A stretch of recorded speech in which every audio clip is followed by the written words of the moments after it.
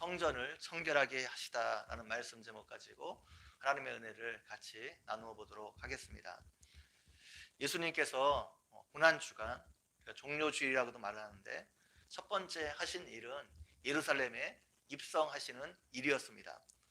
사람들을 보내어 어린 나귀 새끼를 끌어오게 하시고 예수님께서 이 나귀 새끼를 타고 예루살렘 성에 들어가셨습니다. 예수님은 겸손하여 나귀 새끼를 타셨다는 그 스가랴의 예언을 성취하기 위해서 어린 나귀 새끼를 타고 예루살렘에 입성하셨습니다.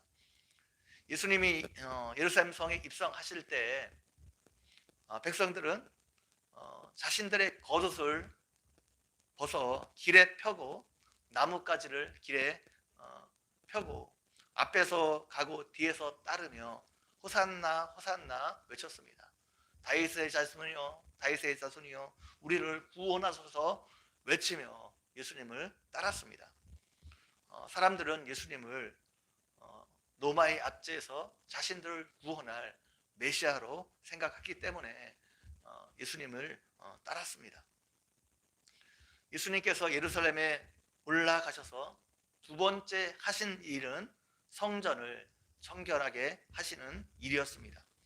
예수님이 주일에 예루살렘에 입성하셨고 다시 성 밖에 나오셨다가 월요일에 다시 성전에 예루살렘 성에 들어가셨는데 이 월요일에 성전 청결 작업을 하셨습니다. 유대인들은 메시아가 오면 하는 일 가운데 하나가 성전을 정결하게 하는 일이란 믿음을 가지고 있었습니다.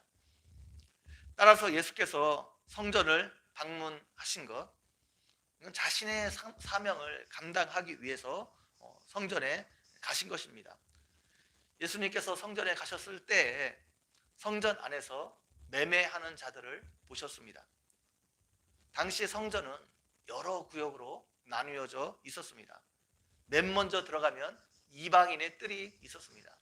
이곳은 이방인들이 들어와 하나님께 기도하는 장소였습니다.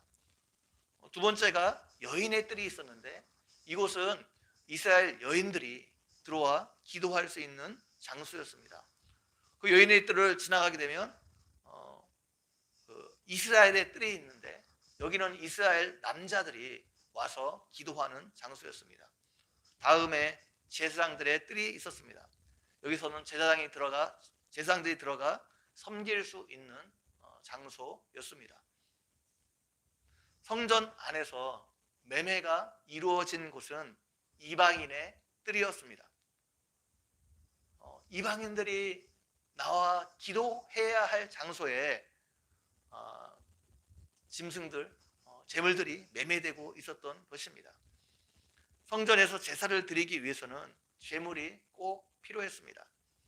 그런데 먼 지방에서 오는 사람들이나 아니면 해외에서 오는 사람들은 제사 드릴 짐승을 직접 가져올 수 없었습니다.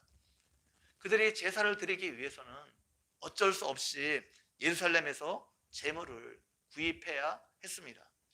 제사를 드릴 때 제물은 흠이 없는 것이어야 했습니다. 그것을 제사장들이 판단했습니다. 그래서 제사장들이 인정한 것들만 제물로 쓸 수 있었습니다. 성전 안에서 매매하던 자들은 제사장들과 결탁을 해서 무조건 제물로 인정을 받을 수 있었습니다. 그래서 그곳에서 판매되는 제물은 다른 곳에서 판매되는 것보다 훨씬 더 높은 가격에 판매되었습니다. 업자들이 제사장들에게 뇌물을 바쳤기 때문입니다.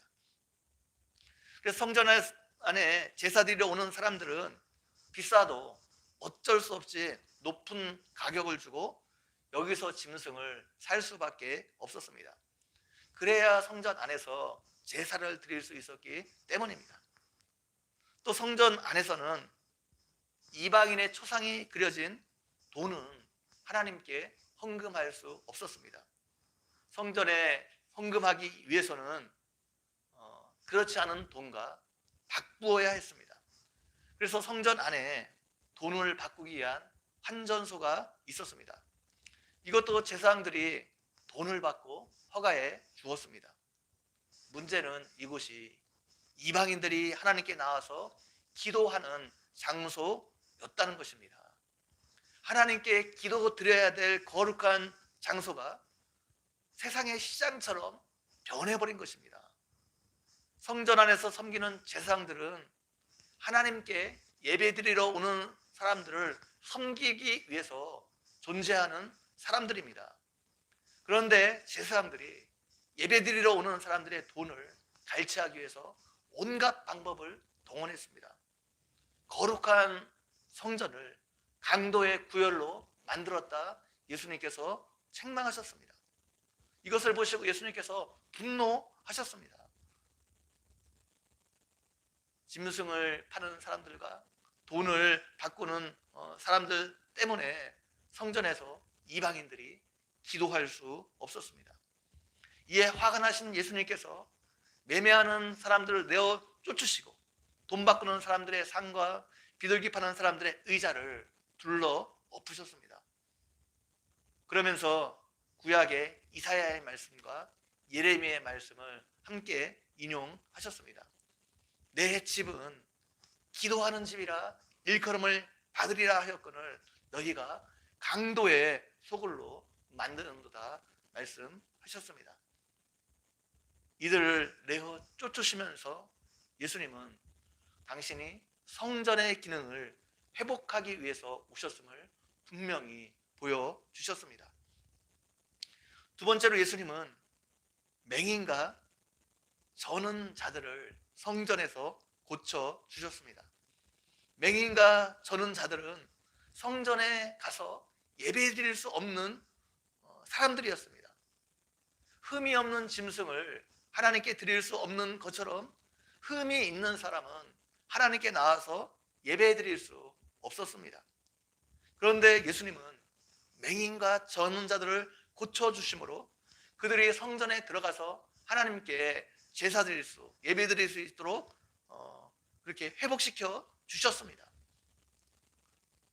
예수님께서 성전을 청결하게 하신 것은 단순히 예루살렘 성전을 깨끗하게 하신 것에 그치는 것이 아니었습니다.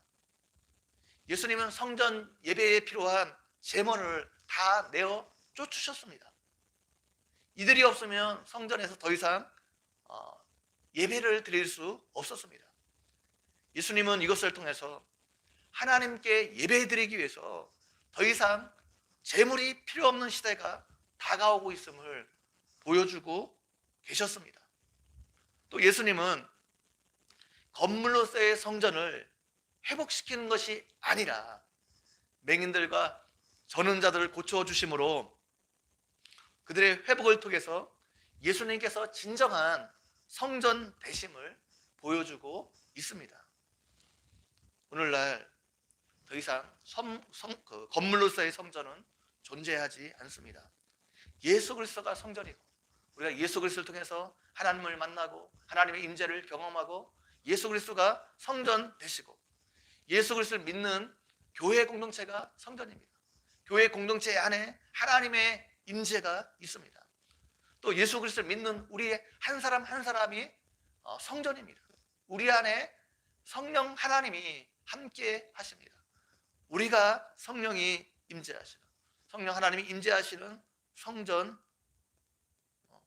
되었습니다. 하나님은 성전이 거룩하게 유지되길 원하십니다. 성전이 하나님을 온전히 섬기고 예배하는 장소가 되기를 원하십니다.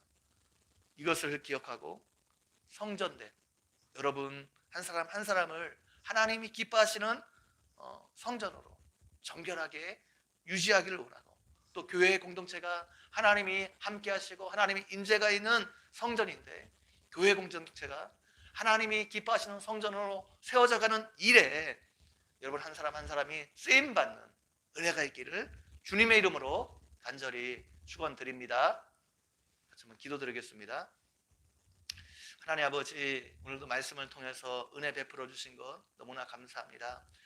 예수님께서 성전을 정결하게 하기 위해서 또 그 성전을 회복하기 위해서 이 땅에 오셨는데 하나님 아버지, 우리가 예수 그리스도를 통해서 하나님을 만나고 성전 되신 그 예수님을 통해서 하나님을 만나고 또 예수님께서 우리 교회 공동체 또 하나님 우리 한 사람 한 사람을 하나님의 성전으로 삼아 주셨는데 이것을 기억하고 하나님 우리 교회 공동체와 또 각자의 그 성전된 것을 인식하고 늘 우리 자신을 정결하게 하고 깨끗하게 하고 하나님이 거하시기에 하나님 함께 하시기에 부족함이 없는 그런 성전으로서 우리가 늘 세워져 가는 은혜가 있기를 도와주시기를 원합니다. 감사합니다. 예수님의 이름으로 기도 올려옵나이다.